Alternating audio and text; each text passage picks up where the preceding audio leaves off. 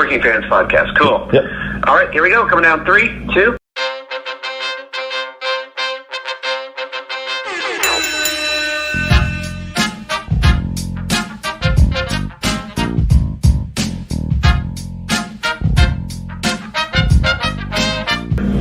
Hey, it's Jason Agnew from Sunday Night's Main Event, and you are listening to the Working Fans Podcast.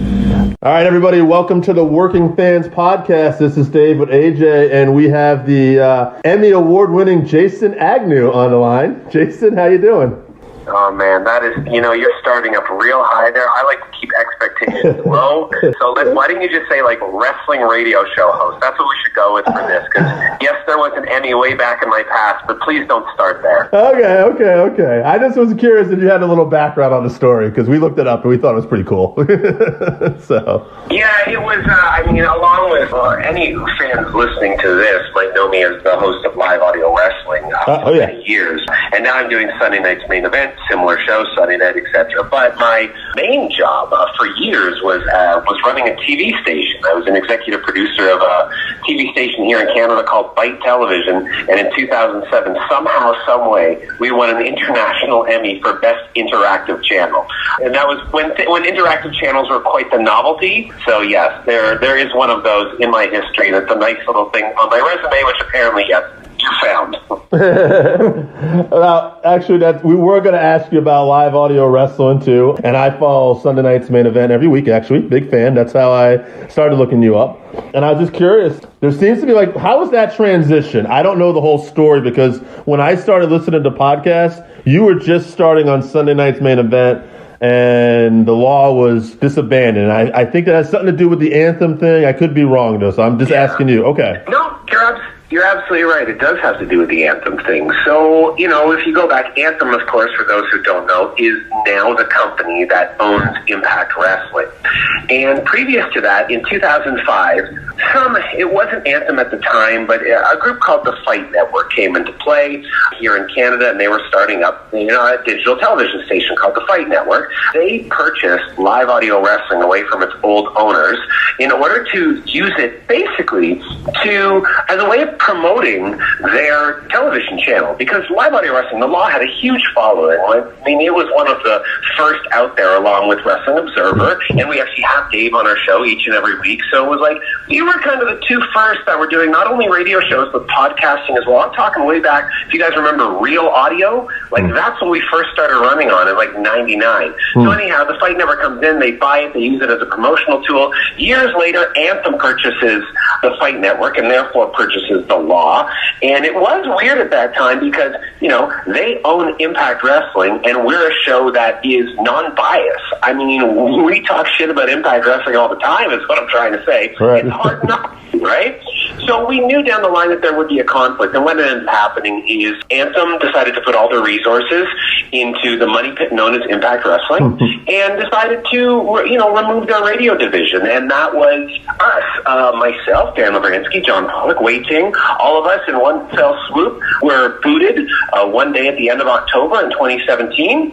And since then, John and Wei, of course, have gone on to do Post Wrestling, and myself, Dan Lavransky, do Sunday Night's Main Event on TSN Radio. At least we got to keep an affiliation with TSN Radio. We were very happy to see that you were able to go on to Sunday Night's Main Event because we were Law fans. To me, what you were able to do on there, you combined not just talking wrestling, but you also talked MMA, and you gave us an honest point of view. There's so many of these shows that just don't keep it real and don't keep it honest with their opinions, and the fact that you were that fresh, thank you very much for continuing on. Now, going forward... I pride myself at being a bit of a dick, so Agnew lives on here. But you know what, let me say this, I pride myself on being a bit of a good dick as opposed to CM Punk right now, who I just can't handle anymore, but I'm sure we'll get there at some point. Oh, absolutely. I can't wait to discuss that with you. As Dave knows, I always wrestled as a heel, and the reason why I wrestled as a heel is because much like Tully Blanchard, I'm just a natural heel. I love sarcasm. One of the questions that we have for you, and it's something that we find interesting, what made you want to get into TV? Did you have anything when you were young, especially growing up in Canada, that triggered you and made you want to go in that direction? I was always a big fan of comedy. I loved, Saturday Night Live since I can remember, essentially, like really influenced by the Mike Myers and Dana Carvey years and Wayne's World.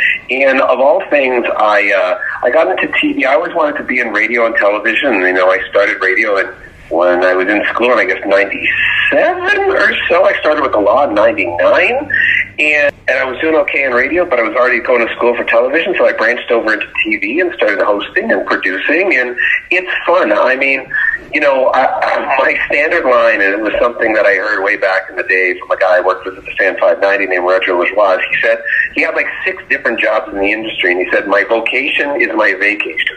And I feel that way. Like, I love what I do, and I just want to do more of it. The world of TV is cool. I mean, I love hosting. I love interacting with people on air, and I really do have a great time doing it. And for the years at Bite TV, I was just able to surround myself with some really great people and create fun stuff. I mean, I know a lot of it was cheap and cheerful, but it was definitely fun to make.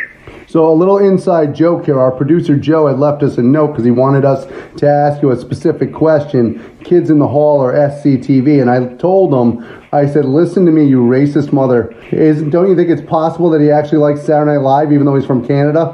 So a little inside humor there.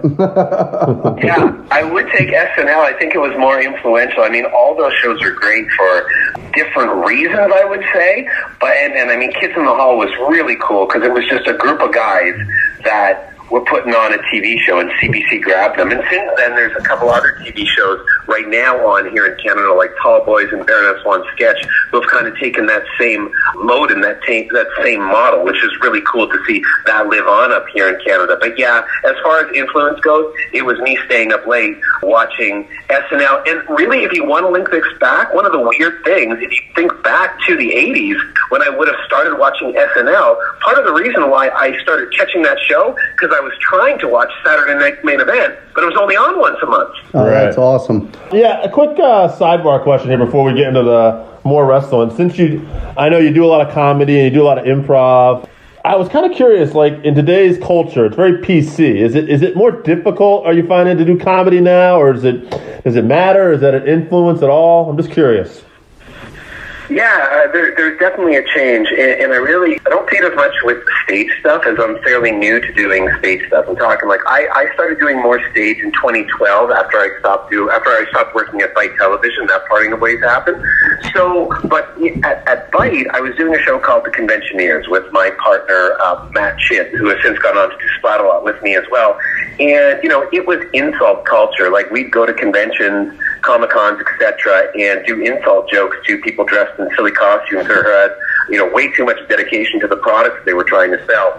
And doing that in 2006, 7, 8 is very different than doing it in 2019, because we tried to do it again just a couple years ago in a show called Craft, and it was a lot more challenging. The culture has definitely changed. I actually do stand-up comedy now.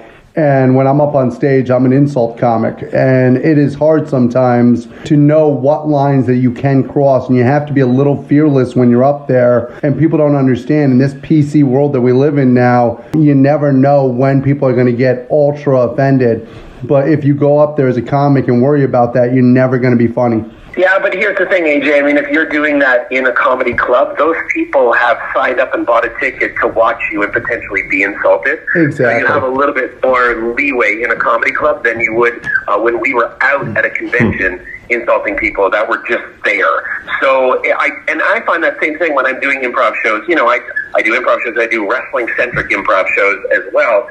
And the audience is there to participate in what you're about to do. So there's a lot more leeway. Oh, yeah. What you guys do is fearless. Oh, God. To go out there to people that haven't actually bought the ticket and are literally there for what they just find to be a part of their life, and to be able to do that, I have all the respect in the world for what you guys do.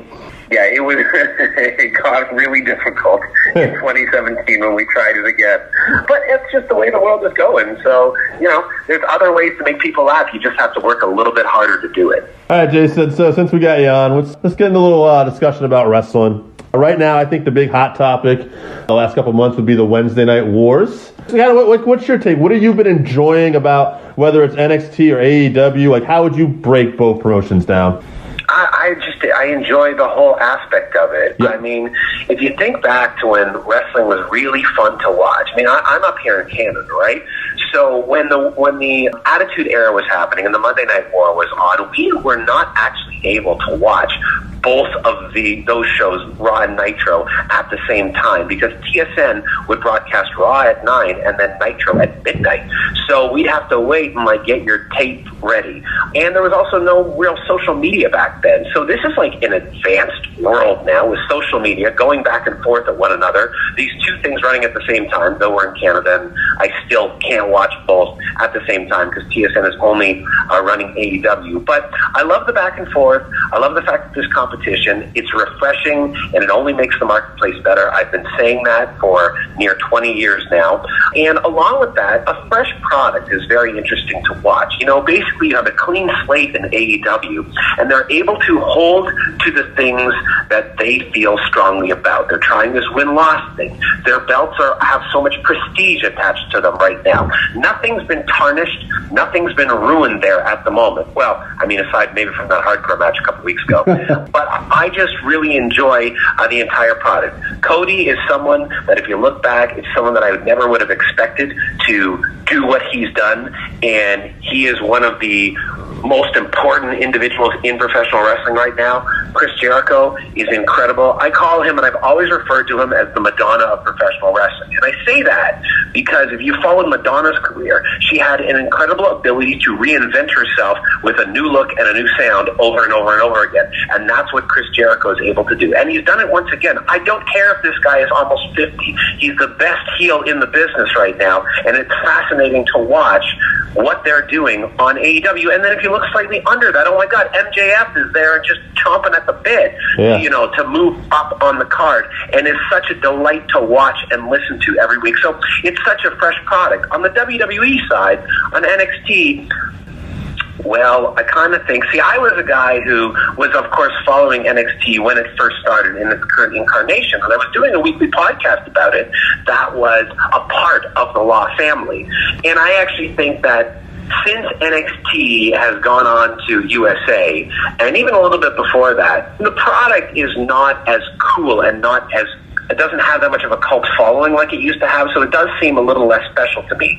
There's a little bit more importance on it now, but I think WWE has a lot of work to do with NXT, and they can't win this war. In my opinion, they can't win because NXT is not a fresh product. It still has the WWE label on it, whereas AEW, it's fresh, it's new, it's exciting. Yeah, I was actually saying to AJ one time, I almost feel like if NXT didn't have WWE attached to it, if they were just a separate entity but booked the way they are, they would be better off. I almost feel like having the WWE name when you're going up against AEW hurts them. Yeah, because you're not an adversary. You're just part of the machine. Right. I do have to say, out of the two of them, and I know AEW is just beginning, I always try to say this, I'm definitely enjoying the characters more in AEW. I'm loving the angles more. But I do feel, and it's just beginning, one thing NXT's been doing well for me personally is the women's division. Like, every week they've managed to have one or two women matches, and they have a little profile, and it's one thing I'm like, okay, I'm glad they got this right now, because this is keeping me, interested where I want to make sure I watch both every week. Shayna Baszler is the most protected champion in WWE. I completely agree with you that the NXT women's division is it's the best women's division out. No, wait. I mean, I love Tessa in Impact, but she seems to be fighting with the men now. So I will say, yes, NXT is the best women's division in wrestling right now. And I would say the exact polar opposite. AEW is the worst women's division in wrestling right now. I have not bought into Riho. I don't enjoy her. A lot of people do. I don't. So, and I don't really care for Nyla Rose. I don't care for Britt Baker at all. So, I mean, and I don't like what Brandy is doing on the heel side of things. I don't think it's a proper place for her because she's linked to Cody. I love Kong, but Kong I don't think needs Brandy beside her. So it's like I've knocked down 4 of their main pillars of the division. We don't have to even get into Allie. So, I mean, there's nothing there for me in the AEW women's division. So I agree with you. NXT women is fantastic, especially juxtaposed to the AEW women's division. Jason, you've done a great job of saying basically everything that I've told these guys for the last couple of weeks. I agree with you. He's been grinning ear to ear after everything you said. I'm literally smiling like a kid in a candy shop. You mentioned Tessa Blanchard. I think Tessa Blanchard is the future of women's wrestling, and not just women's wrestling, but wrestling in general. The fact that she is going to have an opportunity with Impact to be the first woman to go for their version of a world title, to me is absolutely incredible and opens up doors for women everywhere. Yeah, listen, here's the thing. I love Tessa, and I actually forgot her gender when she was in that 6-man person, I guess, ladder match at the last Impact pay-per-view, because she was the best person in the ring, not only in that match, but she was the best person in the ring all night long. The thing is, I mean, if you look back to Lucha Underground, like, Lucha Underground was highly criticized for having men and women, the intergender matches, and Impact is really still running under the radar despite what they have going on with Access Wrestling right now, so I'm not sure it's the right move. I mean, I prefer for Tessa to be queen of the women's division there and be very protected, as opposed to, probably end up doing some weird hardcore match with Sandy Callahan. But I love her. I think she's tremendous. I think she's the best female wrestler right now, period. Yeah, I kind of agree with what you're saying there. I think the thing with Impact is they're just trying something to gain attention here. Yeah, I think Tessa's a standout star as it is, and personally I prefer that she was just focused more on the women's division, because at the end of the day, it's not like it's Impact. It is what it is. It's like they can improve as much as they want. Tessa winning the world title on Impact isn't like she won the world title on AEW or WWE or NXT even. But to Jason's point, one of the things that she does that's amazing is she really does do what you said at the last pay-per-view. She makes you forget that there's a woman in the match, which is not something that any other woman really has been able to do. Well, I mean, I don't know if any other woman has been given that opportunity to do that as well. I mean, there's intergender matches on the indie scene, but as far as mainstream goes, as mainstream as you can consider Impact Wrestling, Tessa is the one that's been given that opportunity, and she hasn't dropped the ball at all. Like, she is so fast and so crisp in the ring that she doesn't miss a step with anyone else in there. While we're talking wrestling here for a little bit longer, one other thing I wanted to hit you with. I was listening to your podcast this week, and you had a very interesting hot take on CM Punk. Doesn't seem like you're a fan of him these days. Can't say I blame you, but I'd like you to kind of elaborate and give us your thought on that for our listeners who may not know. I think part of it is because I was such a fan of CM Punk.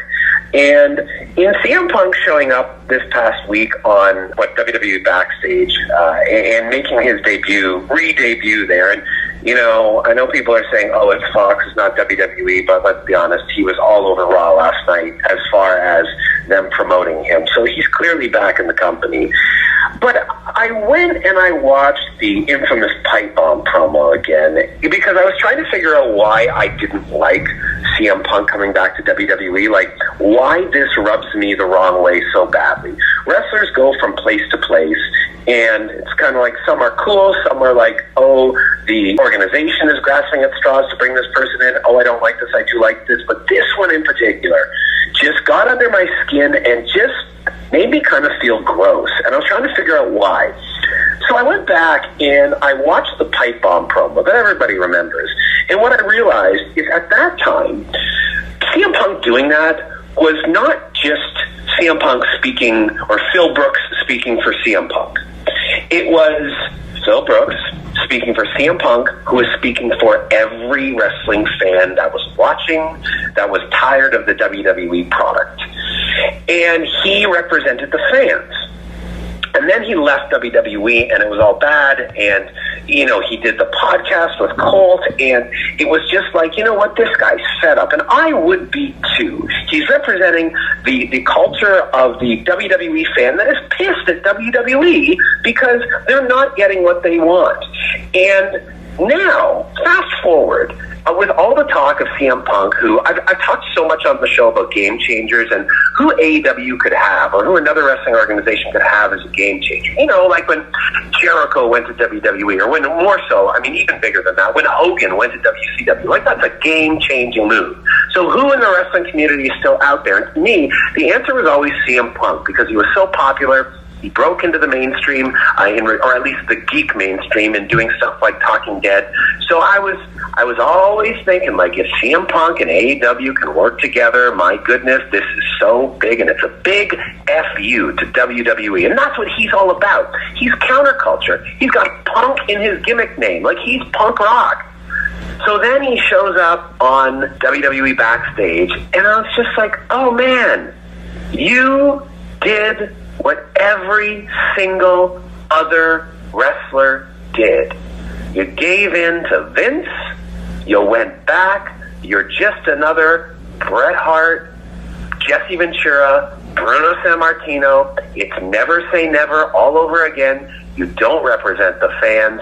You don't care for your friends, considering what happened with Colt and that debacle. I don't know all the details, but I've always seen CM Punk, when in interviews, out of WWE character, being very difficult. He just seems like a difficult guy. And now he goes back, and he's just like everybody else. And I just thought he was going to be different. So it really rubbed me the wrong way. And then I kept thinking, and I'm like, look at what Punk, the angry guy who does a podcast, does, versus the other podcast that was a real kind of eye-opener for wrestling fans, was Ambrose, Moxley now. And look at what Moxley's doing. He's paired with guys like Cody and Jericho, who are actually, this is going to sound really weird because it's beyond the wrestling spectrum, but they're trying to make a difference in the wrestling world. They're actually trying to make things better for fans, and Punk went the exact opposite way. He's only trying to make things better for himself. He only cares about himself. And it really rubs me the wrong way. And I rarely get emotionally invested that much in wrestling anymore. But this one went outside the walls of wrestling to just think of his mentality, and it really rubbed me the wrong way. So there's, long story short, there's my answer. No, that was great, man. Actually, quick sidebar. I was going to ask you something else, but when you said Moxley, you triggered something to me, and I wanted to ask you, Moxley, that interview he gave with Jericho, he was very forthcoming, and he complained about a lot of stuff that he didn't like in WWE, but he also made sure to say that he appreciated everything they had done for him, took the real high road. So that brings me to Seth Rollins, everybody's favorite guy on Twitter these days. Yeah, Mr. High Road. Why do you suppose, I've heard Roman been asked about AEW, and he doesn't take these shots. Why do you think that is with Seth? I haven't quite figured that out. Do you think this is just him trying to gain heat on his character? Is this just a personal thing, or he's just not very good at answering these types of questions? I'm just confused at the whole thing. Oh, man, you're not the only one confused. I think everyone is confused. I mean, this guy is just so unlikable. Just everything he does in social media and everything he does on camera is not believable, and it's just unlikable.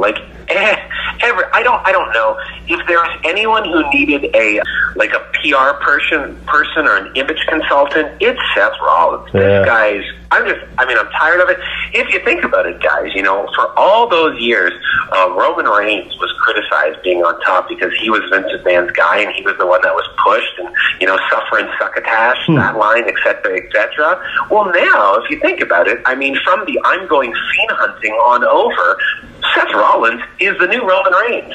He is the guy that WWE is forcing down the fans' throat, and they are outright rejecting. Yeah. Well, the funny thing about Seth Rollins is he's never come across as likable. He's another person who just comes across as selfish and just, this is the WWE machine. When Moxley came out, he was offered the big contract, had the ability to stay, and he went truly with what he believed in and said, you know what, I'm going to go with AEW because it's the right thing to do, and I'm a hypocrite otherwise. To me, Rollins coming from being Tyler Black and coming from the indies to all of a sudden be shitting on these other organizations and other wrestlers is just incredibly hypocritical. What's he going to say, right? The choice is, to me, the choice that I'd make in that situation is probably to just stay quiet. And I think you saw a lot of Roman Reigns staying quiet when he was in that position. But Seth is deciding to speak in and out of character, and neither one of them is working real well. I kind of think he's in a a no-win situation unless he just shuts his mouth. All right, so originally, Joe had that question for us that we already buried, Kids of the Hall or SCTV. So I was kind of thinking, I wanted to play that a little bit with you since you have a background in comedy and wrestling. Yep. The preference, WWE or WCW? I grew up with WWE, so I have to say WWE. You got to remember, so I was in Toronto growing up, and we didn't really have much access to the WCW product up here until TSN started airing it. So I'm a WWE kid, and that's going to be my preference. Okay. Actually, rather than just throw a random, because I don't know who you were really into at this time in wrestling, but favorite, you have a favorite announcer of all time? Not currently, but maybe currently and all time. Because for me, currently, I really like Morrow. I know he's a bit, he's not everybody's cup of tea. Some people love him, some people hate him. I like him. But Jim Ross isn't my favorite now, but he is my favorite of all time. When I go back, I grew up on Jim Ross. Yeah, okay. So my favorite of all time, this might be a little obscure, but it is a catchphrase that I use at the end of every show. Not only every show, but every TV show I do as well. When I host, I use the phrase, "Don't you dare miss it." Right. And that is an ode to a guy up here in Canada who was the backstage reporter named Billy Red Lyons. And he was always one of my favorites. He was just this older guy who would hold the microphone and just be there and be in the right place for the behind-the-scenes interviews. So I'm going to go with Billy Red as your maybe not a play-by-play guy, because he didn't do play-by-play, but wrestling announcer persona. Okay. And then modern day, I have been so incredibly impressed by Excalibur. It is beyond belief. This guy is incredible. So he is my number one, and I'm going to give a weird honorable mention to Tom Phillips, because I think he's getting the short end of the stick in WWE right now, and I think he should be sitting in the Raw chair. I want to touch on something you had said, or maybe actually it might not have been you. Actually, it might have been the other guys down at Post. Somebody made this comparison. But you can tell me if you agree or not. We talk about how the 3-man booth in WWE kind of sucks, but in AEW, when it's Tony, Jim, and Excalibur, I actually think it works a little better than, say, just Jim and Excalibur. I almost feel like they complement each other a little bit better having a 3-man booth in that situation. You might not agree. I'm just curious what you think, though. Well, what if it was Tony and Excalibur? that might even work even better. I got a little heat. I think there's one issue on that broadcast team, and it's not Tony and it's not Excalibur. Jim's gotten better, but he's a shell of what he used to be. I agree. I am the biggest Jim fan. AJ's gonna throw me under the bus. I got a little heat last week because I said the same thing.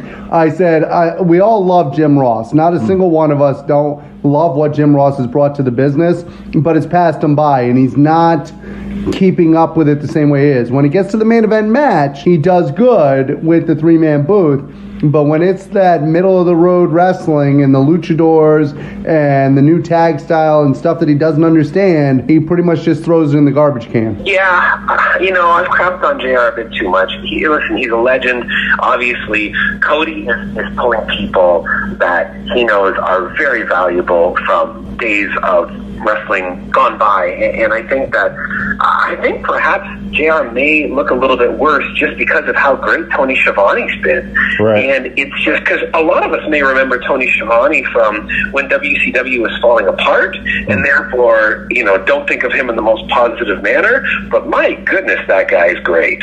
Yeah, he's really stepped up. I remember Tony obviously growing up with the Crockett's and NWA where he was pretty good and he stood out to me.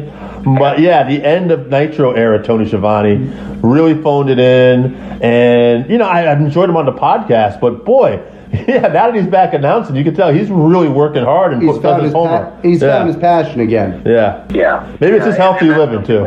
I think JR has found some of that, but, he's older and JR has had a tough go, with all the Bell's palsy and losing his wife and WWE shitting on him over and over again. I feel bad for the guy, and sometimes he does come across a little bit like cranky old man. I did hear Schiavone say one time on one of the podcasts that I guess they just kind of found it amusing. He gets a little fired up, when certain things he doesn't find make sense, if they're not using the tag rope.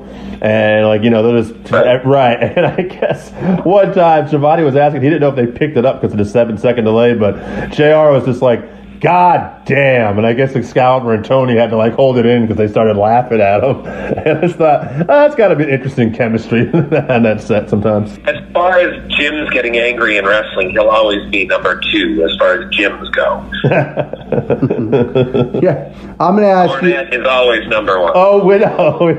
That's actually where I was going to go next with this, now that you mentioned that. What do you think of what Jim Cornette is doing now? I know that Matt Kuhn came out last week and basically said Jim Cornette doesn't belong in wrestling anymore. And I know that they've had a little bit of a feud. But what is your stance on the current state of Jim Cornette? Oh, don't you think he's really nicely positioned where he is in NWA Power? I think it's perfect.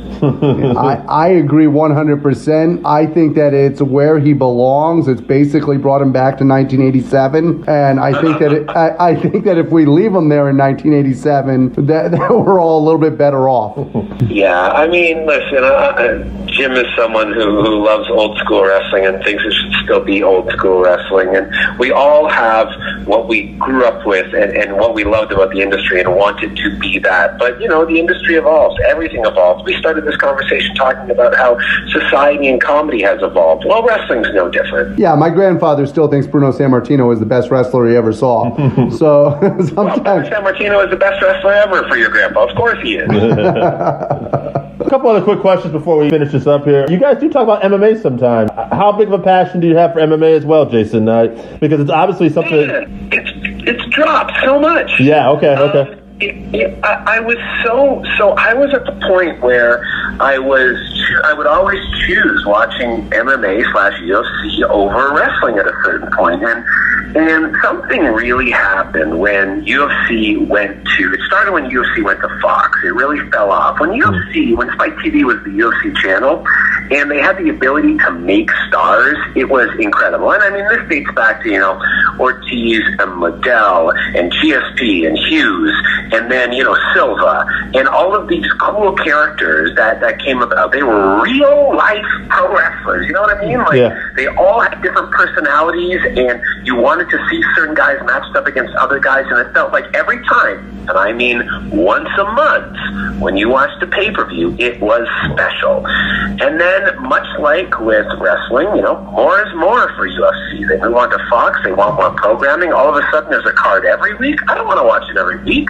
I want to get together with my buddies once a month and watch it, and only see guys fight, twice a year. Not all of these dudes. Like, I want a smaller amount. So, with the Fox deal and with the oversaturation of the marketplace, I really fell out of it. Also, if you've noticed, since the era of McGregor and Rousey leaving and GSP leaving, UFC depends more so on their brand than they do on individual stars. And I really think that they miss out, because it's an individual star, a personality that gets you involved in, you want to see person A fight person B. Like, honestly, the fact that GSP and Conor McGregor never got into the goddamn octagon together is completely and utterly ridiculous. The most money in UFC history is being left on the table because those two were never paired together. And missing opportunities like that and the oversaturation of the marketplace has really pulled me away. So I can't even say I'm a fan anymore. I've really been drawn away. You take that, the oversaturation there, and then the fact that there is at least double as much wrestling to watch every week now in order to do Sunday night's main event. It's a lot tougher to get everything done. So UFC has fallen out of the picture for me. Do you think that it's almost followed the WWE's playbook in the sense that it's become more about the machine than actually having the superstars that they develop and actually make you want to follow the product? Yeah, I mean, that's exactly it. You push a brand as opposed to pushing an individual. And everybody buys in a little bit less, because it's like when WWE started promoting their house shows. It's like, WWE is coming to town. Done. Full stop. As opposed to what it used to be, it's like, Hulk Hogan is coming to your town. He's going to take on the one-man gang. And then you're like, oh my God, Hogan's taking on the one-man gang. So it was all about the personalities first and the brand second. And that's what UFC, to me, used to be. And now it's all brand. Okay, one more question before we have you plug anything you want, Jason. Favorite comedian of all time? I wanted to ask you that, too, before I forget. Oh, man. That's a tough question. Yeah. The first person that springs to mind, because when I perform on TV, when I did so on Bite TV, a lot of what I would pull in regards to the fearless performer aspect was from Will Ferrell. I really enjoyed his run on SNL, and Will Ferrell, the fact that, you know, he can scream and insult you to your face, and you'll just laugh out loud at it. And he's great. So with putting me on the spot and thinking of it like that, I will say Will Ferrell. Jason, if there's anything that you would like plug that you have going on, please let us know so the fans can tune in and catch you doing that. Well, sure, guys. I mean, it's a wrestling podcast, so let's talk about my wrestling radio show. It's called Sunday Night's Main Event. It's on Sunday nights on TSN Radio in Canada. You can stream it live at 11 p.m. at tsn1150.ca. But the easiest way to get it, because who listens to radio live? It's all about podcasting. And you can do that at sundaynightsmainevent.com, and follow me on Twitter or Instagram at SNME Radio. The nice thing about the show, though, if you do listen live, in particular, Survivor Series coming up this weekend, is that we take calls. We're one of the few shows out there that actually takes your phone calls, and you can immediately feed back to some of the garbage that you watch on television, much like Hell in a Cell, which was one of our most popular shows because everyone just called in to talk about the garbage. So that'll be happening Sunday night, immediately following Survivor Series. Find us at tsn1150.ca, and you can stream it live. All right, Jason, that's going to wrap it up. Thank you so much. We really appreciate your time, man. Appreciate it a lot. Thank you so much. Thank you very much, and we'll continue listening to Sunday Night's Main Event. All right, thanks, guys. All right, so that wraps us up for this week. Thank you again for listening to the Working Fans Podcast. So as always, you can find us on Twitter at FansWorking. Our Facebook page is Working Fans Wrestling Pod. We have email where you can reach out to us and let us know what you think also. That's workingfanswrestlingpod@gmail.com. Follow us on Instagram, workingfanswrestling_pod. And then as always, please continue to listen to us on Anchor.fm, Google Podcasts, Spotify, Breaker, Overcast, Pocket Cast, Radio Public, all your major platforms. If you're following us on Apple Podcasts, which we are also on now, and YouTube, please make sure you subscribe and give us a 5-star rating. It helps us bring you these podcasts where we get to talk to you and talk with you every week. Working Fans Podcast. Cool. Yep. All right, here we go. Coming down 3, 2. All right, everybody, it's the Working Fans Podcast with Dave and Joe. We got a special talent on today, the former Gorgon, now known as Logan Creed. He is part of MLW. We're excited to have him on. Logan, how you doing, bud? I'm good, guys. Thank y'all for having me on. No, it was a pleasure, man. Right off the bat, how did you get into wrestling? Were you a fan before? What happened? Yeah, I've been a fan, for as long as I can remember. Started young, watching the NWA, actually with my grandparents. And so that's kind of how I got into it. I remember, watching the old pay-per-views, and basically the entire community where we lived would come to my grandparents' house to watch it. It was actually an event. I remember Thanksgiving being more about Starrcade than about Thanksgiving. So wow, super fan. Oh yeah, I got into it. I wrestled in college, and during my time there at East Georgia College, I actually found out that there was a wrestling show that ran nearby. It was just a local independent wrestling show, and I went, checked it out, talked to the guys about training, and that's kind of where I started training. And then the training kind of just progressed from there. I would say I spent many years training with different people and under different people as I kind of traveled to different shows and in different places. Just out of curiosity, because I grew up in that early WWF 80s and NWA era too. Who were some of your favorite National Wrestling Alliance wrestlers back then? Definitely Sting, Legion of Doom. I was a huge Nikita Koloff fan. Ah. Yeah, but I think Sting and Legion of Doom were probably the top guys that I remember as a kid that I would watch and watch closely, and it reflects into what you see in my character today. That's awesome. We had Nikita on actually maybe about a month ago? Yeah. Yeah, so that's super cool. He was a great guy. We actually like talking to him a lot. Did you work for a promotion called, I want to make sure I got this right, me and Joe were talking about, Southern Horror Wrestling? Southern Horror? Yeah, is that right? That was something I saw on Facebook, so that might not be accurate. I had it down as SFCW. SFCW? Yes. SFCW would be Southern Fried Championship Wrestling. Gotcha. There was an angle I saw. It looked like they were power driving a lady. You were getting beat down. That's why. Oh, okay. You thought Southern Honor wrestling. Southern Honor. All right, I'm dyslexic. All right. That makes more sense. I would tell you, man, Southern Honor it's really a show I feel like that Georgia's needed for a long, long time. And they just recently put all of their stuff on independent wrestling TV. But it's the production value is out of this world. I'm sure if you saw some of the clips, you've seen it. But I would definitely recommend to go and check out some of the shows that they've done and that we've done there. Probably one of my favorite matches that I've ever had was with them when they first started in 2018. It was me and Austin Theory. And if you guys are familiar with Austin, he's in NXT now. Oh, yeah. Amazing talent. Oh, yeah. I mean, seriously, and, he and I kind of got close during 2018 and before he left. And so that was like a huge, huge night for me, getting to work with him. And it was incredible, especially getting to work there. Like I said, at Southern Honor, just drawing, some great crowds. They're drawing between 500 600 fans every show. And that was unheard of for a long time in Georgia. How did they come up, or how did you come up with the name Logan Creed? Because I love the name, but that's also because it kind of reminds me of like Wolverine and Rocky, which were like two of my favorite movies. So, no, you're right. You're right on track. Okay. Growing up, I'm a huge comic book guy, comic collector, toy collector, and Logan and Sabretooth, Victor Creed and Logan, were my favorite heel babyface combination in comics. I love the constant struggle there between the two, and so I just put them together, and that's where Logan Creed comes from. Awesome. You know what, too? I don't know if anyone's told you this, too. I was looking today. I saw older pictures of you in hair and stuff, and I saw you like now. Has anyone told you look like Luke Gallows, or is that just me? I'm wondering. Every day. Okay. But this was fun. Is Gallows helped me out a lot. Oh shit. 7 years ago, yeah, because I've been wrestling. I've been in professional wrestling since '04, and I was in and out of it, kind of piddling. At that time back then, there wasn't social media like there is now. We were still sending VHS tapes to promotions to try to get booked.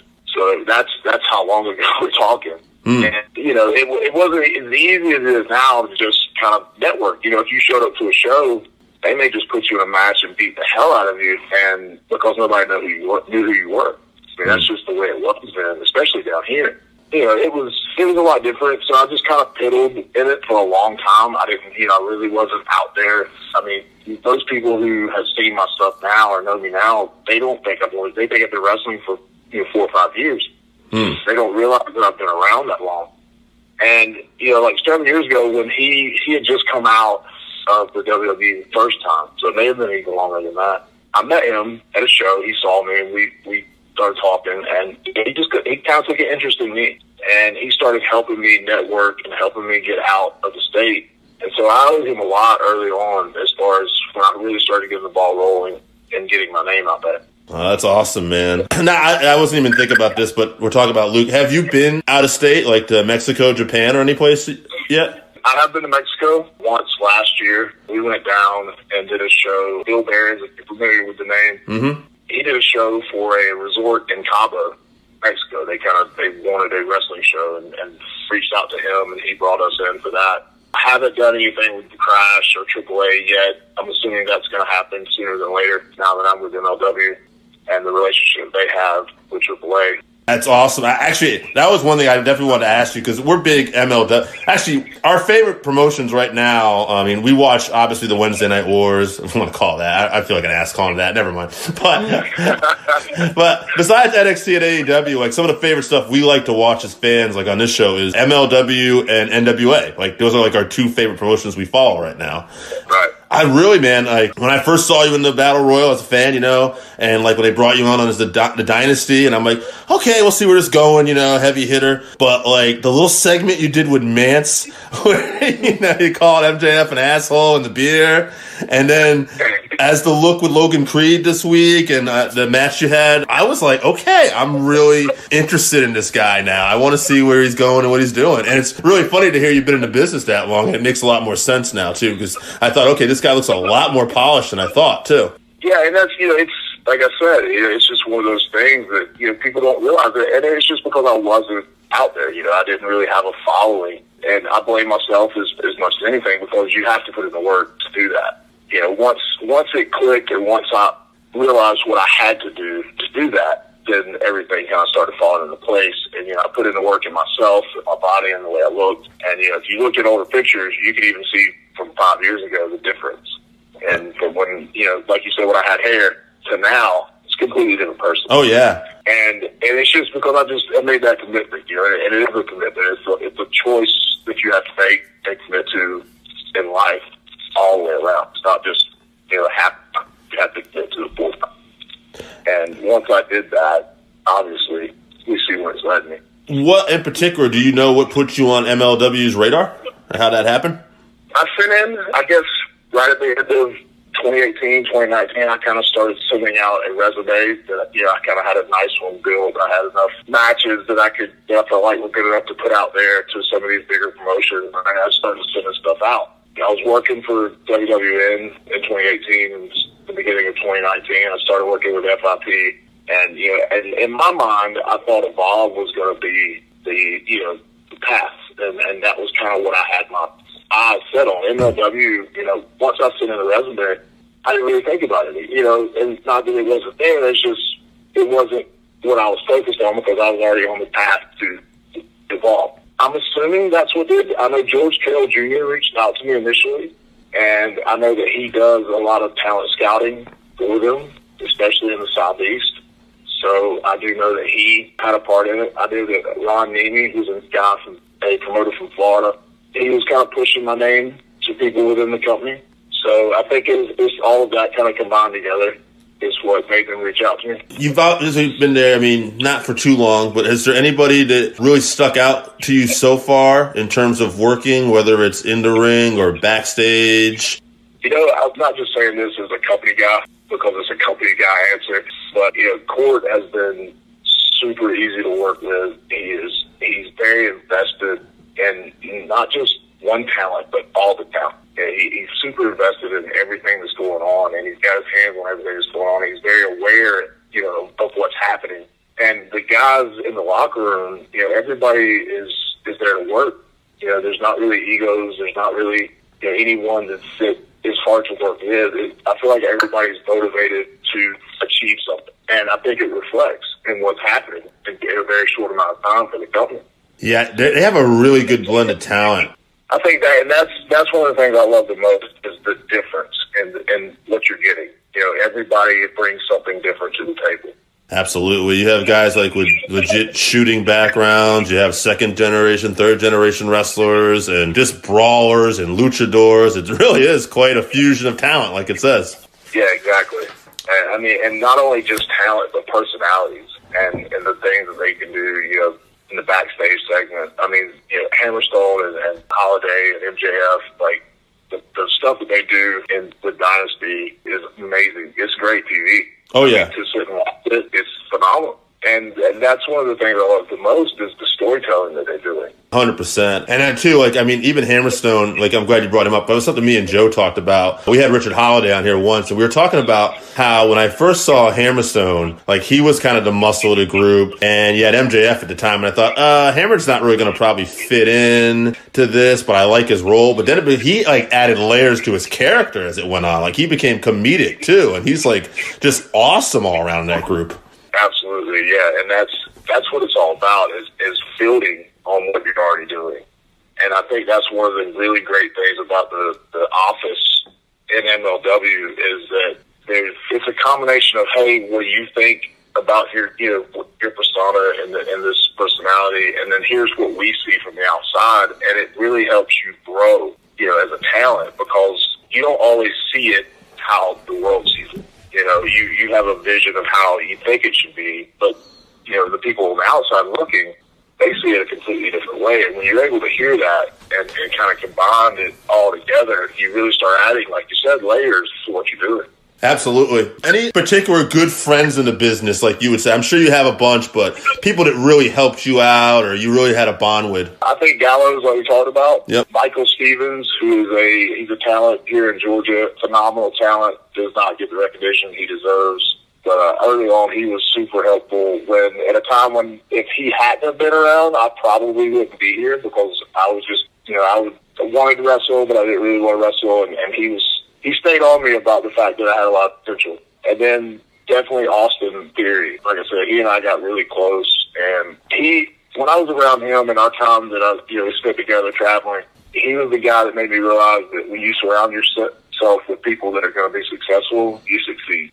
He had that aura about him. He had that energy, and you didn't really have a choice. You either attach yourself to it or you couldn't deal with it, and you had to get away from it. That's awesome, man. How about this then? Any goals you got for this coming year?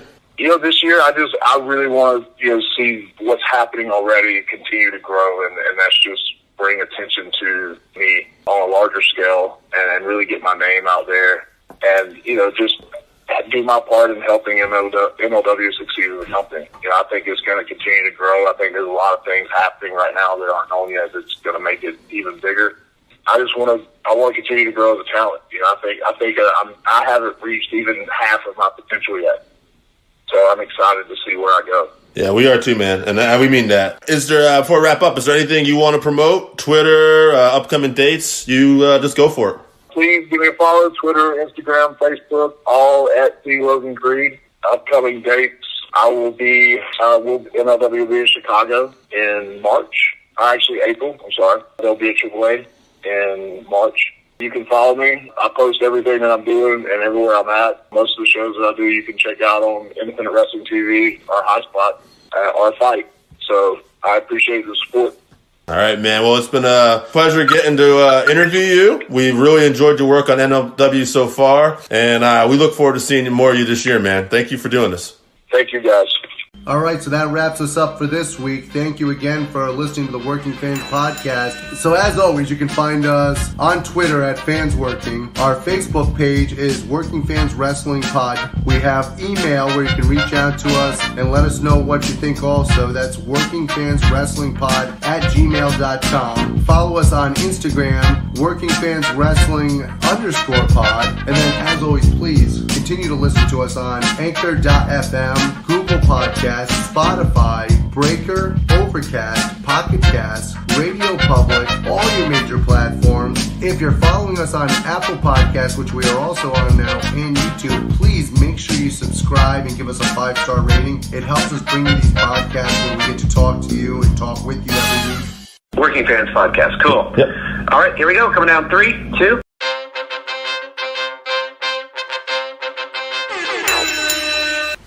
Consumers, this is Richard Holliday, the most marketable man in wrestling and the AirPod God. And you are listening to the Consumers Working Podcast. Just kidding. It's the Working Fans Podcast. Welcome to the Working Fans Podcast. This is Dave. I'm here with producer Joe. And today we have, some would call him the AirPod God, one of the best wrestlers going out there right now, the most marketable man, Richard Holliday. Richard, thank you for not making us go through your father/lawyer for this interview. Appreciate that. Yeah, I mean, absolutely. I try not to, I try not to put too much on his desk. I ask a lot of my lawyer/my father, and I figured I could handle this one.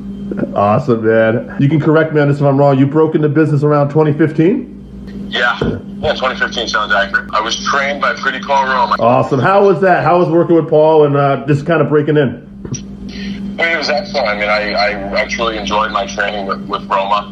He's one of the guys that I feel is one of the better trainers in the world to kind of get you going. There's a lot of great schools out there, and I don't really take credit away from other schools, but I know what Paul has done for me and the success that I've had because of it. So obviously I credit a lot of my success to Roma in Paradise Island Professional Wrestling. Was there any particular advice that he ever gave you that maybe still sticks with you today? Absolutely. He told me to be true to myself and do what I do best. And I don't try to be anything other than what I am. And that's the best advice that he could have possibly given me because, Paul was who he was. And he stuck to that. And that's what I try to do as well, is just to stick to what I do. There's so many different things out there, and people try to get noticed by doing this and think that they're going to, become a sensation by doing this. But I'm more of a stay the course, understand what I am, longevity kind of guy, and it's working out for me so far. And it's funny because sometimes like advice like that can be so simple, but then when you're out there doing it, you realize that in life, being yourself is often the best way to go, and you come off more authentic that way. Without a doubt. I mean, so many people just want to do, things that are out of their realm or things that they're not going to exceed in. And, I'm in this business to be successful. And I know where my bread's buttered, and I know where I'm tailored to be. So I stick to that. And that's the best advice. If I'm going to give advice to anybody, it'd be that. Don't try and be anything than what you're not.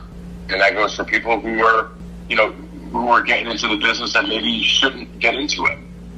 It's not for everybody. This isn't just something that anybody can just waltz into, in my opinion, at least. Besides Paul, has there anybody else who's maybe helped you along the way right now? Yeah. Court Bauer is somebody who's helped me a great deal ever since my time in MLW, and that's continuing. And there's been people along the way. Mario Mancini was one of my trainers as well. He's actually the first person to ever teach me anything about wrestling. So I have to give a lot of credit to him. Early on in my career, a gentleman by the name of Paul Perez and Steve Tracy, Steve Tracy owns Paradise High Professional Wrestling. So, he was very instrumental in the beginning.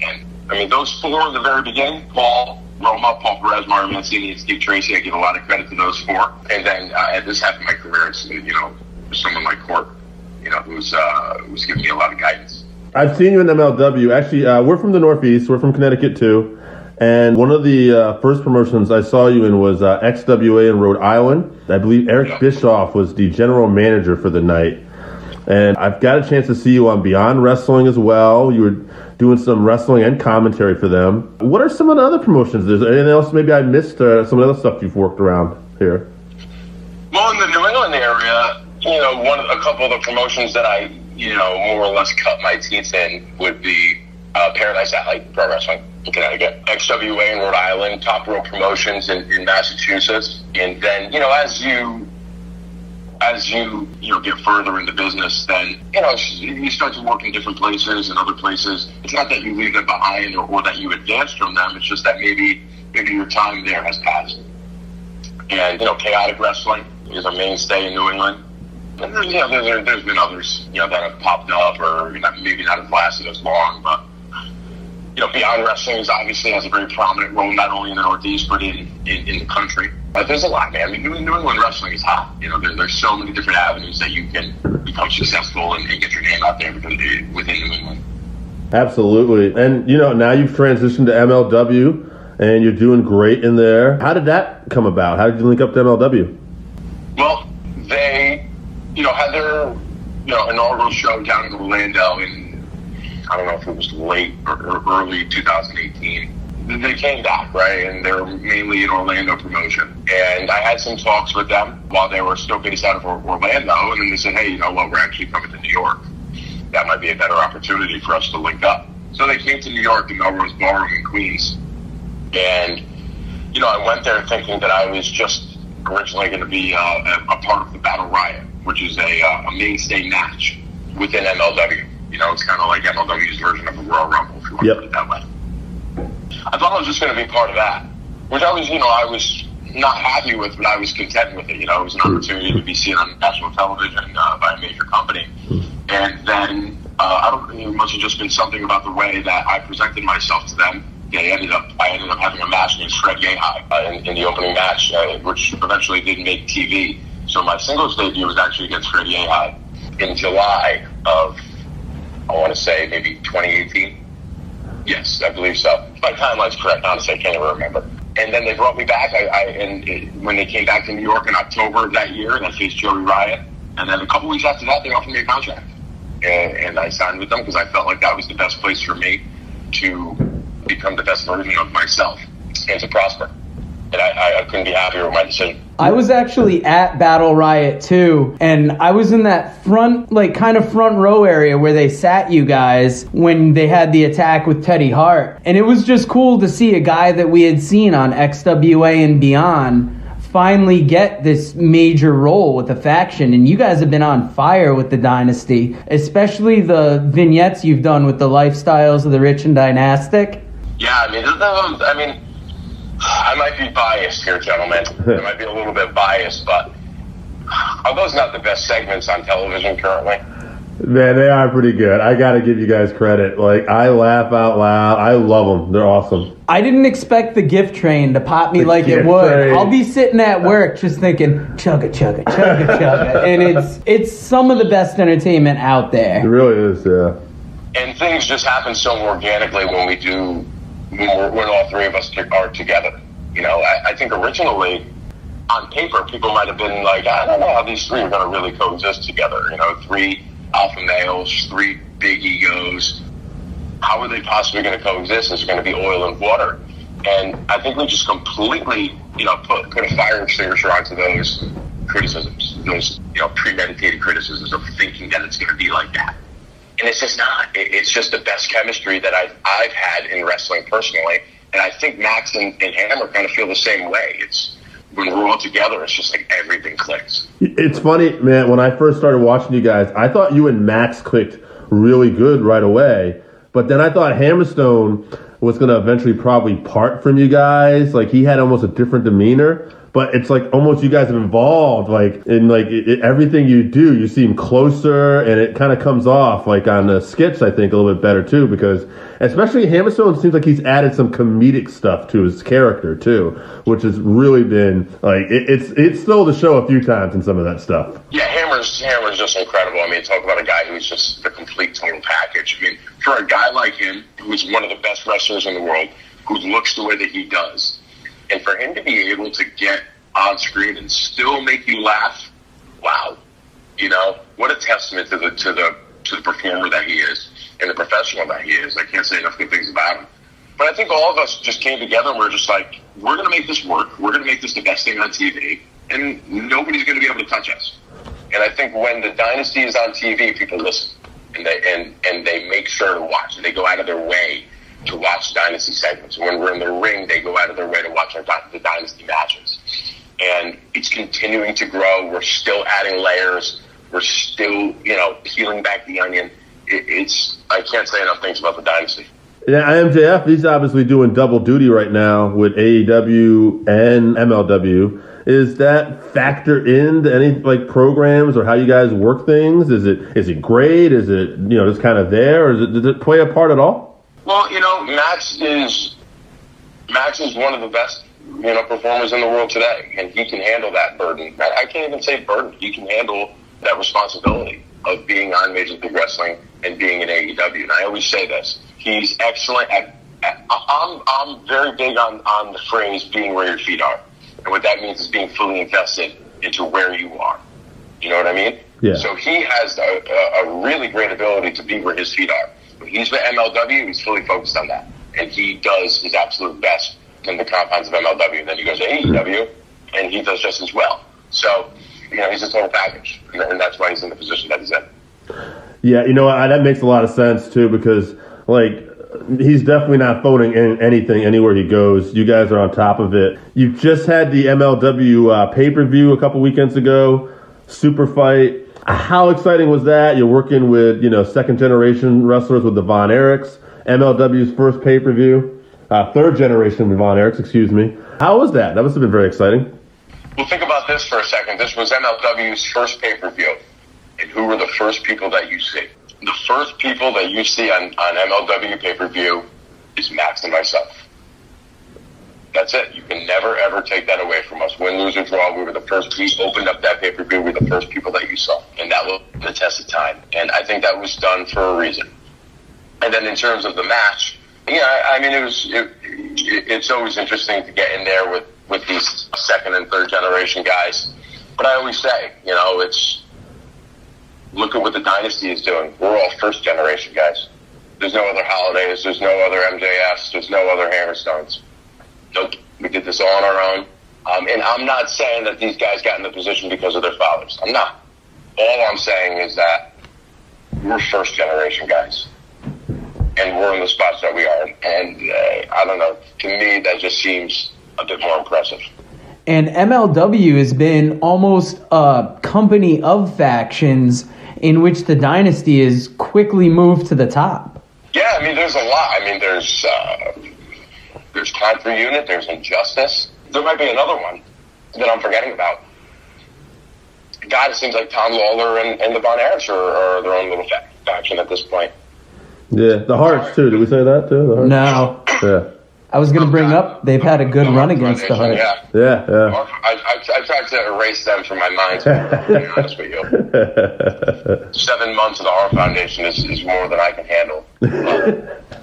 Yeah, it's MLW is kind of predicated on that, and you know we do a lot of good business that way. I don't even know if that was done by design, but it just kind of happened that way. I'd like to think it was organically done that way. Yeah, you got a real interesting mix in that company between shooters, between luchadors, between the family names, and then you guys, just like I said, are kind of like, to me, like the classic arrogant heels, kind of like right at the top of it all. Well, that's why the show is called Fusion, because it's a fusion of so many different styles. So you can come into MLW and really not know what to expect, especially if you attend us live.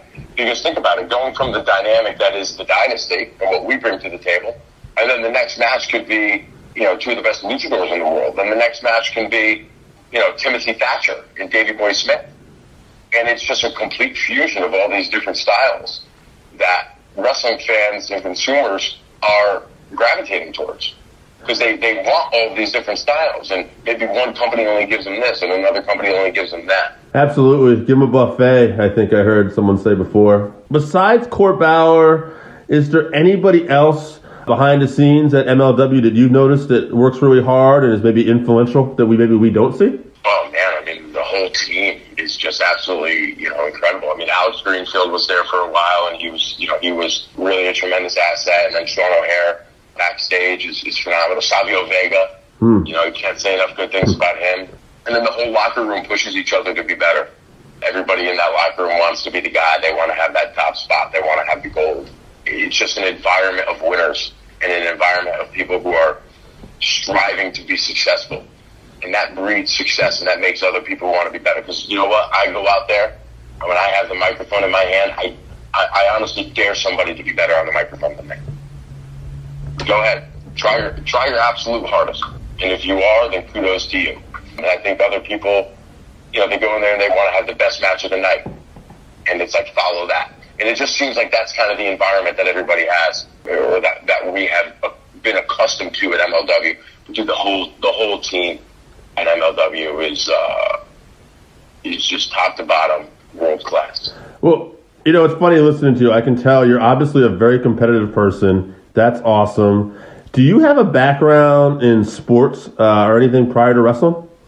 Yeah, I played college football. I played at the University of New Haven, which was a Division II school. We were actually top 5 in the country in Division II when I played there, at least. Yeah, so I played football my entire life. I played sports my entire life, but football was my bread and butter. And then I kind of just stopped after my sophomore year. I was like, you know what? Football's not for me. I need to transition into pro wrestling. So that's around that time in my life is when I made the transition. We usually kick this interview off. I never even asked you. So you were obviously into wrestling for a while. What was your first memories? What got you really interested in wrestling? First memories would have to be going to the old New Haven Coliseum. If you guys are from Connecticut, you guys must know that. Or at least have been to that. Oh, yeah, definitely. Yeah, so going to the old Coliseum with my father, and I mean the classic thing. I went to the arena with my father, and I saw it, and I wanted to do it. If there's not one wrestler out there who hasn't had that story, I'd be super surprised. But I would say, correct me if I'm wrong, but I believe the first ever SmackDown was at New Haven. Yeah, and, I think you're right. It was. So maybe that might have been one of my first memories. That was like 1998 or 9. I don't even remember when it was. I obviously had been into wrestling maybe a little bit before that, but my memories are shot. I would say that's my earliest memories, watching Monday Night Raw. My brother was super into it. My father, we'd all watch it together. So, very basic answers to those questions, the early memories for that. Who were some of your early favorite wrestlers that you saw? You'd probably be very surprised because it has zero impact on how I perform in the ring today. But my two favorite wrestlers growing up were Kane and The Undertaker. Okay. Oh. I was always drawn to more of the storytelling elements of professional wrestling, more so than the wrestling aspect of it. and nobody did it better than Kane and The Undertaker. It was just an unbelievable story, and I kind of use the word unbelievable like in its literal sense. Right. And they still made it the best thing on TV. You know what I mean? Absolutely. Like those two were just incredible. Everybody growing up, Rock walks in, things like that. But for me, it was always Kane and The Undertaker. Talking to you, you definitely sound very intelligent. And from what I've saw, you got a bachelor's degree in marketing from the University of New Haven. I was wondering what advice you could give an up-and-coming podcast that's learning to market ourselves. Interesting question. I do have a bachelor's degree in marketing. And I would say that the best thing to do is content that is relatable is the best way to get any consumer or any way to transition a fan into a consumer. I always say that, fans are just consumers who haven't paid money yet or paid attention yet. Because I can be a fan of something, right? I can be a fan of the New York Giants. But until I actually go to a game and pay money for a ticket, I'm not a consumer of the New York Giants. Does that make sense? Absolutely. Makes a lot of sense, yeah. So if somebody can say, "Oh yeah, I like pro wrestling. Have you ever been to a show?" No. Okay, then you're just a fan. You're not a consumer. I need to make you a consumer, right? So consumers are people who put money into the market, but that's a different story. I would say in terms of a podcast, it would be on all social media platforms and release content that is relatable to the consumers and the demographics that you want to draw in. There's 1,000,005 podcasts out there. You need to be the one that people want to listen to. Have good guests on, like myself. I think that is a good start. Maybe reach out to Hammerstone or Max. Just get the whole Dynasty on there. That would be an excellent way to get your podcast off the ground. Ooh, those would definitely be dream guests. I'm almost a little scared to contact Max myself because I feel like he would just cut a promo on us for the whole time, which would still be amazing. He more than likely would. Max is that kind of guy. You're having a hell of a career. Things are going great. Thanksgiving's around the corner. We're doing kind of a little holiday theme here. Is there anything you're thankful for you want to talk about? What am I thankful for? I am thankful for MLW for giving me the platform to tell all of the consumers throughout the world why I am the most marketable man in wrestling, the consumer's champion, the AirPod God, and a promoter's best friend. I'm thankful for my background in marketing for allowing me to understand this business and kind of look at it from a more articulate way and a more precise way. And I'm thankful for my Dynasty bros, Hammerstone and Max, because they're my best buds in the business and I love them. Awesome, man. Is there anything you want to promote before we head out? Yeah, I mean, if you're a New England guy, Resolution 19 is this Sunday for XWA. They always put on a world-class show every single year. Breaking Point for Chaotic is this Friday night, going one-on-one with Chase Del Monte. And, of course, December 5th, MLW TV tapings at the Melrose Ballroom in Queens, New York.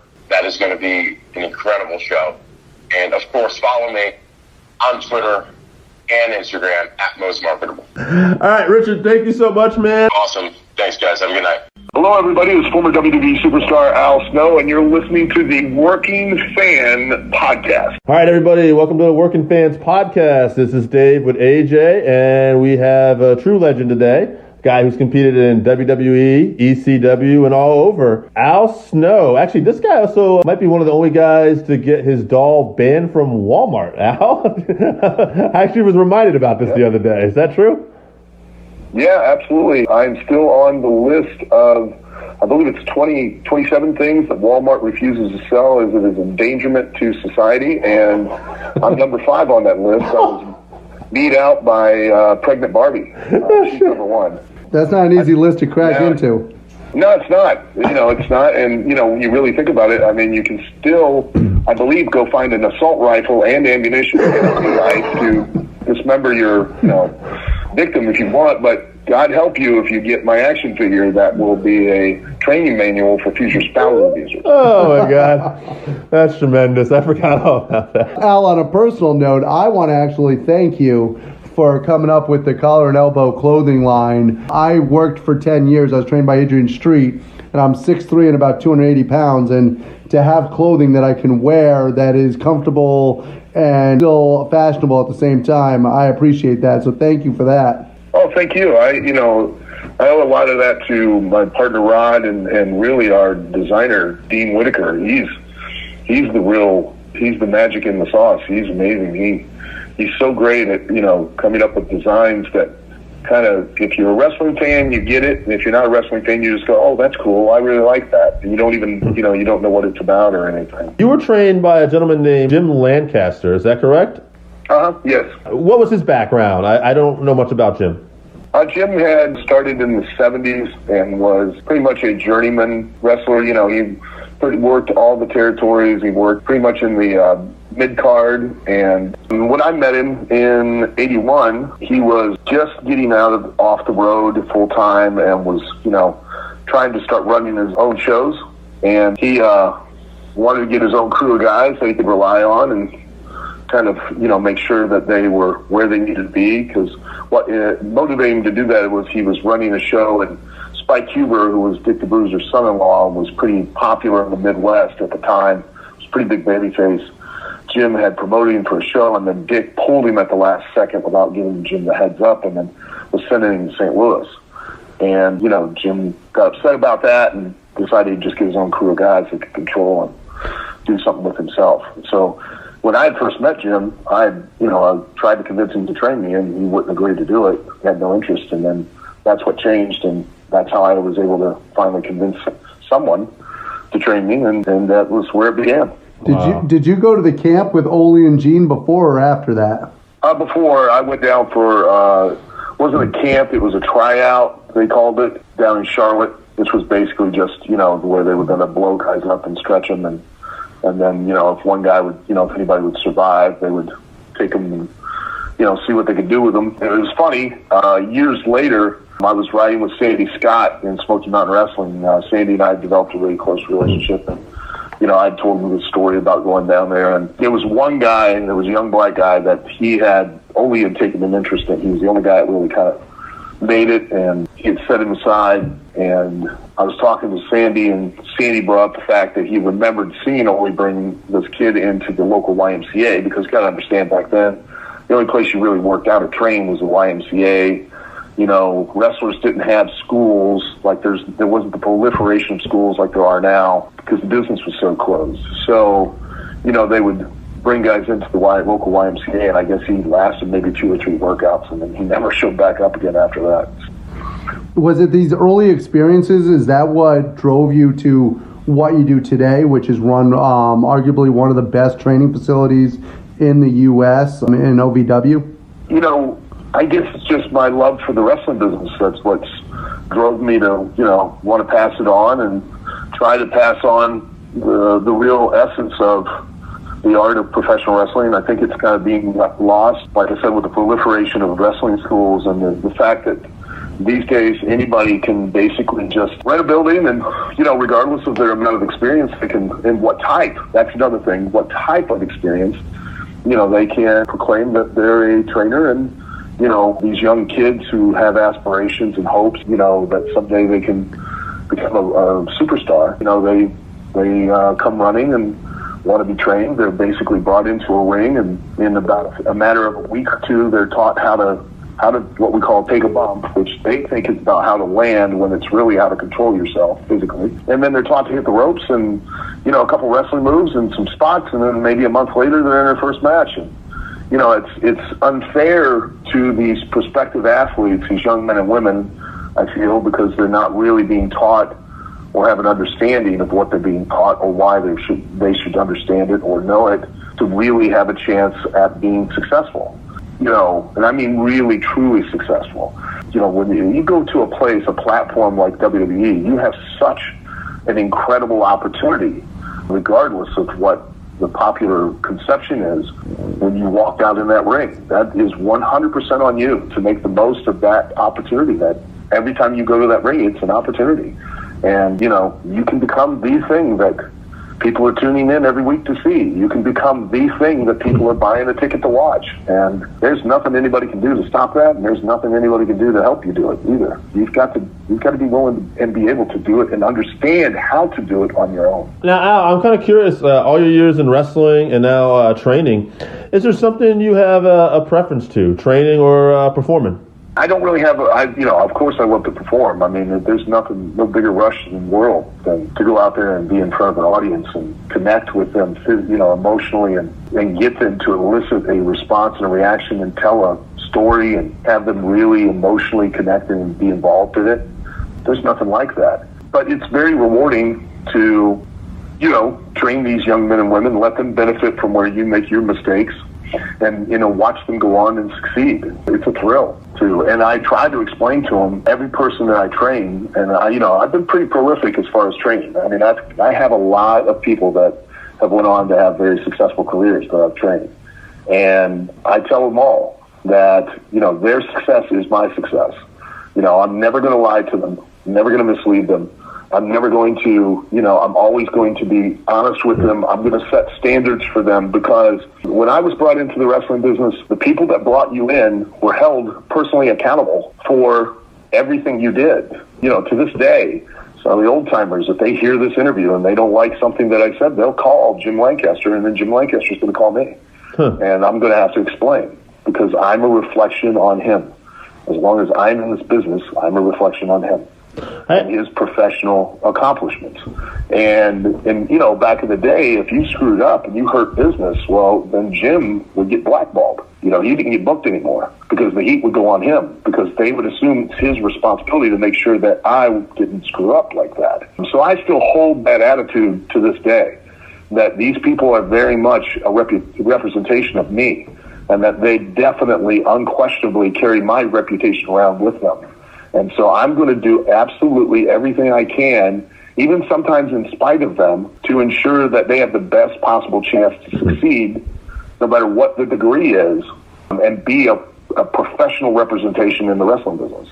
That's interesting. I think I actually did hear one of the wrestlers one time said, might have been Nash or someone, that it was a Jody Hamilton guy, and that actually opened some doors for him. They're like, oh no, he's polite, he knows the protocol, he's a Jody Hamilton guy. So that's right. Yeah, that'll open doors for you. And if you put out enough bad guys, it'll close doors too. Right. And I'm not gonna let that happen. I'm not gonna let people use my name and then it start closing doors because of them being irresponsible. So now, to that end, that's why I apologize, but to that end, that's why we've taken great time and effort and expense. It's taken us over a year to get accreditation by the state of Kentucky, the proprietary education office, as an actual accredited trade school.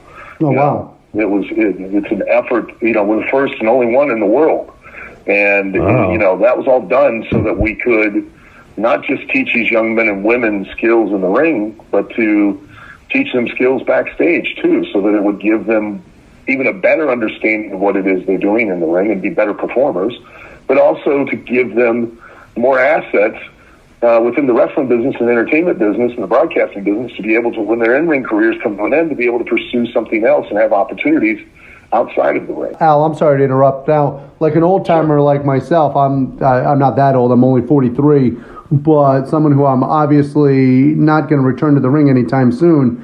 If I wanted to come down there and learn to do the backstage stuff, do you have programs set up where somebody can come and actually learn the backstage by itself?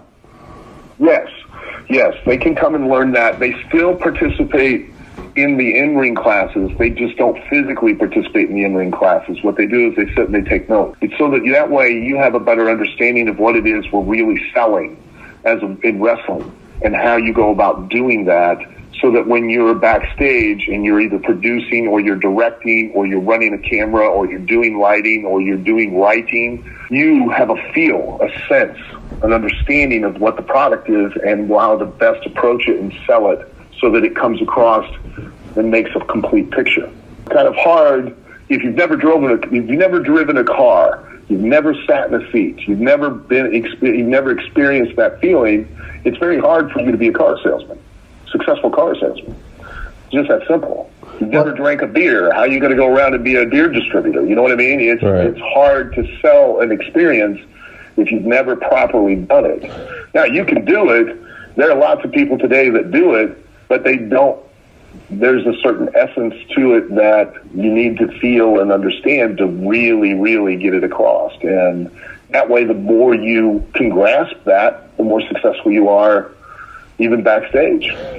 Plus, it's interesting, too, because, like, you're giving these guys training on everything, and if you think about it, like, how many times, I mean, it doesn't happen all the time, obviously, but how many times has an announcer unexpectedly ended up being a part of an angle or something? Like, you're almost kind of preparing people for the unexpected, possibly, too, it seems like. And there's nothing, and listen, everything is possible in wrestling.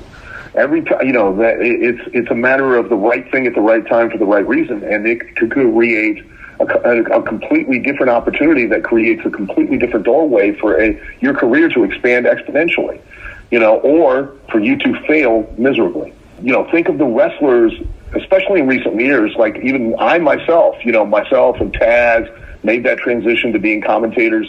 And then think of all the, you know, Corey Graves and all these other ones that have made that transition into being commentators and now have careers doing that.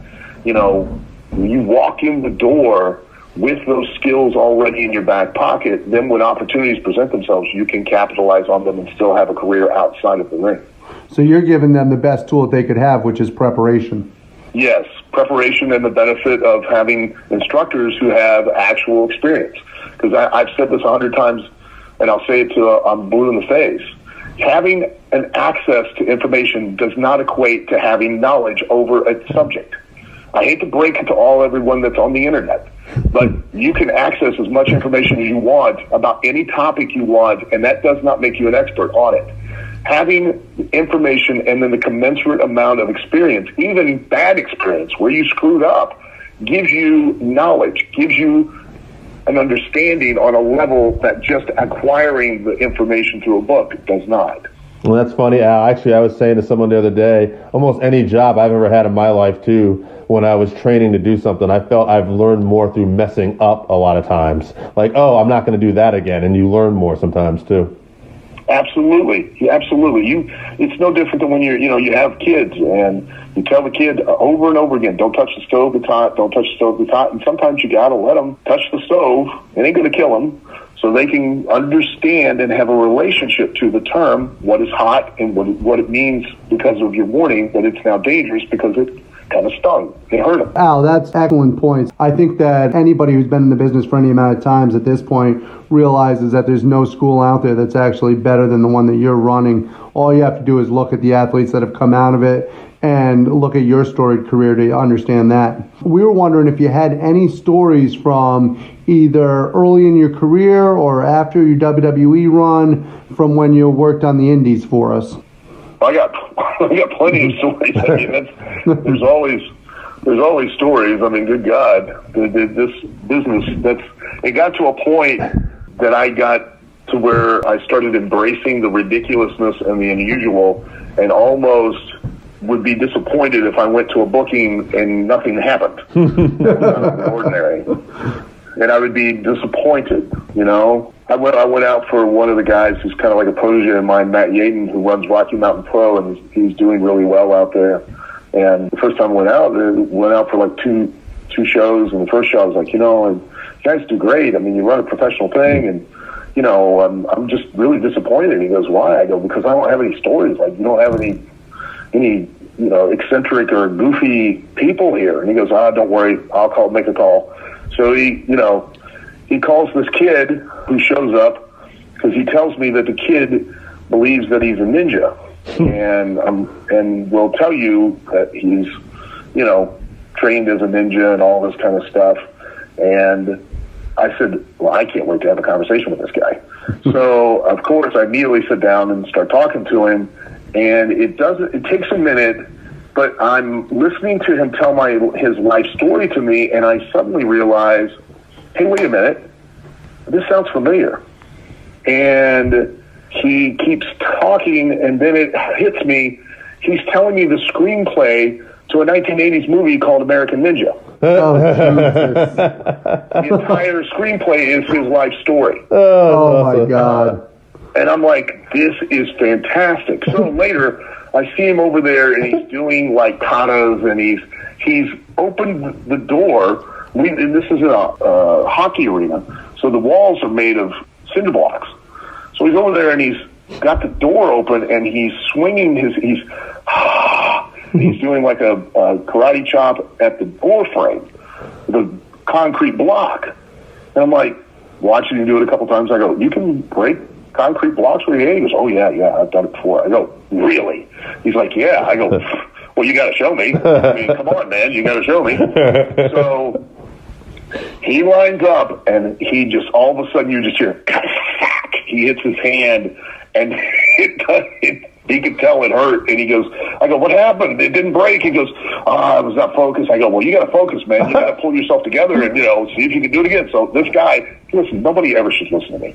So he now really, he opens the door further and he steps back. Now he's going to really put some stank on it. Mm-hmm. And he's really, I don't know how he's not hyperventilating while he's doing it, because he's breathing so deeply. He finally lets go, and you just hear this crack, and his hand looks all misshapen, the bottom two fingers, and he just walks over real quick and picks up his phone and starts touching it, playing with it, but you can see the other two fingers are sticking out. He literally broke his hand trying to prove that he could.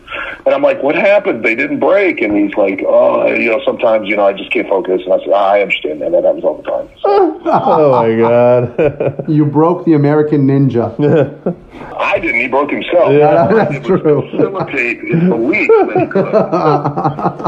Al, that's actually kind of an interesting segue for me, because I love pro wrestling, but I'm also an MMA fan over the last few years, too. A buddy of mine was telling me that you actually talked about doing some underground fighting in your book. And I was just wondering how that came about. And, do you have some a particular martial arts experience that you know? And I trained in jiu-jitsu, and I trained in Kempo karate, and, plus I've got about 3 or 4 other belts that I bought at JCPenney's. They mean nothing. Unless you keep up with the training, it's not like, it's any other skill. But, I'm not real proud of it, but at the time I had opened up my school in Ohio and was taking a ring down to every Monday night. This bar would run like a tough man contest.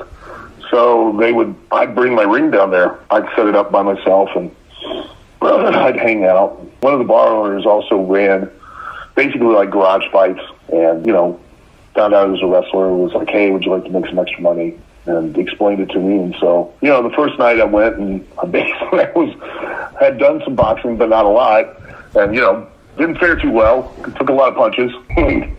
Lost that one. And then it just so happened that where I had my wrestling school, in the front of the building was an old boxing gym. And a very old trainer named Mr. Akers was a wonderful old guy.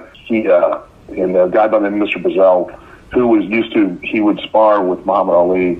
They were trainers up there, and so I went up, and I would, during the day when I didn't have anybody in the wrestling school, I would go up and spend time with them, and they started showing me how to slip punches and things like that. And so the next time I, kind of did a little better, not getting hit as much, hitting more, and then I thought, well, screw this, and I just ducked under and I dropped behind the guy and, choked him out. That took place in an uproar because I didn't realize there were rules, but apparently I thought there were no rules. But then people were hot, but they were also excited, and it was something different because at that time, MMA wasn't a big thing. And as a result, they wanted me to come back. So I'd done a couple more of those kinds of things, and it went on for a few fights, and then a couple brothers got upset and confronted me at the bar one night, and we got into a situation, and that didn't go well. And I was like, enough of this. I'm done with it. So that's why I say, real fights suck. The work fights, wrestling, it's so much more fun. We were talking before with some other interviews about creative seems to come up a lot. John Moxley had recently done an interview with Jericho where, he had basically said he was very thankful for his time in WWE.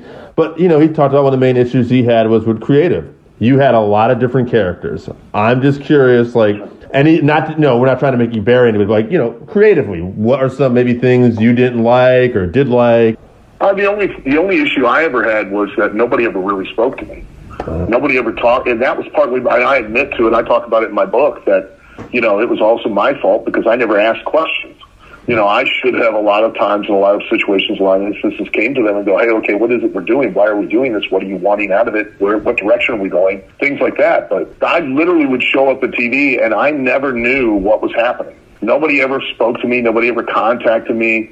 You know, I remember doing some pre-tape with Hunter and Stephanie, and Hunter alluding to, you know, this is an opportunity for a spot or something before a cage match with Jeff Hardy, and Matt Hardy was involved, and Marlena, and I'm thinking, what the fuck are you talking about? You know what I mean? I had no idea. And then I find out later, years later, there was a rumor that I was being considered for a spot in DX, and I'm like, nobody told me.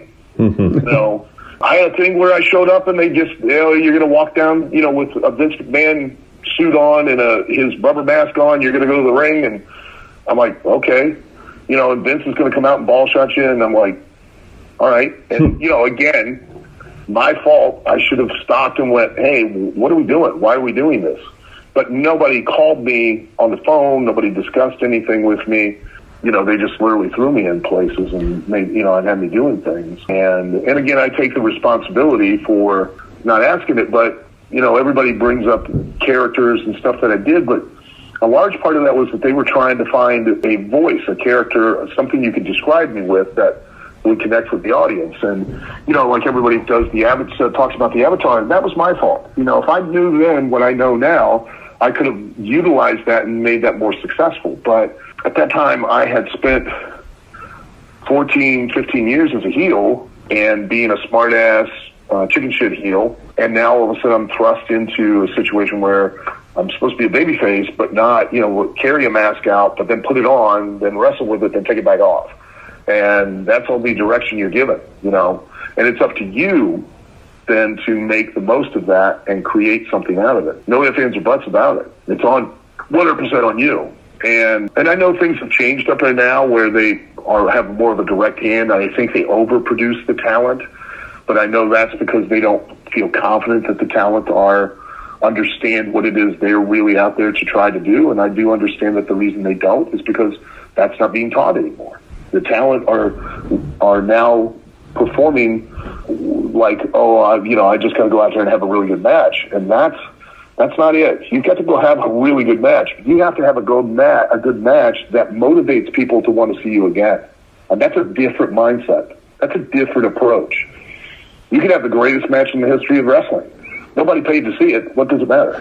You know? Or if you had it in a building that seats 5,000 people, and let's say 5,000 people showed up to see that greatest match in the history of wrestling, and then next month you showed back up and only 800 people showed up, then how great was that wrestling match? Oh, exactly. The purpose, the sole reason, the absolute pure existence of a wrestler is to do one thing, and that is to use that time in the ring to motivate someone to leave their home, the comfort, security, and safety of their home, drive to a building, pay money to park, to pay money to get in the building, to sit in a seat that you don't want to sit in. Let's face it, guys, you don't want to sit in those seats. They're the shits. And you want to sit around people you don't want to sit around, and pay for food you don't want to eat to watch that guy do his job. Oh, 100%, Alan. I can tell you that we were both fans going back, like we said, to Smoky Mountain, and to watch you explode the way you did coming out of the ECW arena and make the most out of a mannequin head, absolutely phenomenal. The way you connected with the audience, whether it was just, I don't know, you just had that connection with people that made all of us get up on our feet and cheer. So you definitely did. Thank you. Yeah, so you definitely put our asses in the seats, I can tell you that. Well, it took a lot of years and a lot of mistakes, and even once I had gotten something like that, still trying to understand what it was I had and be able to capitalize on it, in which, you know, if I had understood more, and again, if I knew as much as I do now, based on my experience as I would have been, I could have capitalized on a lot more of those opportunities that were given to me, and I could have made much more of it than what I did. So, but I'm not complaining. I haven't done as much as some, but I've done a lot more than many, and I've lasted a lot longer than most. So, we appreciate everything you even giving us some time this week. I don't want to keep you too long. So just one more thing before we have you promote anything. Sure. Doing a holiday episode coming up for Thanksgiving, so we've been asking a lot of guests. Is there anything you're thankful for? Well, I'm thankful for my wife and my family. Can't be thankful enough for them. That's the truth. I mean, I'm really blessed to have them, and thankful for my health. I'm thankful that I have gotten to be a professional wrestler for as long as I've gotten to be it, and to do the things that I love to do as long as I've gotten to do it. And now I get to own OVW and help young men and women try to go out and do the same things that they want to do. Is there anything you want to promote, Al? Oh, God, lots of things. Do it. My book's out there. You can get it on Amazon. It's called Self-Help. I wanted to call it How to Take Crap and Make Shoe Polish and Other Life Lessons I Learned from Wrestling, but the publisher didn't want to do that, so they decided to call it Self-Help. You can read even more ridiculous stories, like a 3-hour car ride with 6 midgets that involved almost one of them dying and me getting banned from IHOP, and different taser stories where I got people tasered. One that everybody likes is where a promoter and his son were tag team champions and had cowboy gimmick, and they rode horses to the ring, and the ensuing ridiculousness that happened from that. It was pretty funny. And OV Wrestling, OVWrestling.com, Ohio Valley Wrestling. That's OVW. If you guys have an interest, you can go on YouTube. We are live every Tuesday night on WBNA Channel 21 here locally in Louisville, and we're live every Tuesday night on YouTube. You just got to go to OVW TV on YouTube, and you can watch it live with the rest of everybody else. And ASWA.live is the certified state-accredited trade school, which is in association with OVW, if you want to go and find more information about that. If you want to follow me on Twitter, Facebook, and Instagram, it's The Real Al Snow. I do have the check marks and all of that now, but before I had to call myself The Real Al Snow because there were some fakes, and I would actually message them and go, look, I don't mind you doing this, but if you're going to fake being a celebrity, don't you think you should put the bar a little higher? I mean, come on. I'm not even going to fake being me. So why would you? That's perfect, Al. I appreciate it, man. You've been very kind. I can't say it enough, man. We appreciate it a lot. Thank you so much. Oh, thank you guys for giving me the time. I appreciate you guys, keeping me alive and keeping me relevant out there. All right, so that wraps us up for this week. Thank you again for listening to the Working Fans Podcast. So as always, you can find us on Twitter at FansWorking. Our Facebook page is Working Fans Wrestling Pod. We have email where you can reach out to us and let us know what you think also. That's workingfanswrestlingpod@gmail.com. Follow us on Instagram, workingfanswrestling_pod. And then as always, please continue to listen to us on Anchor.fm, Google Podcasts, Spotify, Breaker, Overcast, Pocket Cast, Radio Public, all your major platforms. If you're following us on Apple Podcasts, which we are also on now, and YouTube, please make sure you subscribe and give us a 5-star rating. It helps us bring you these podcasts where we get to talk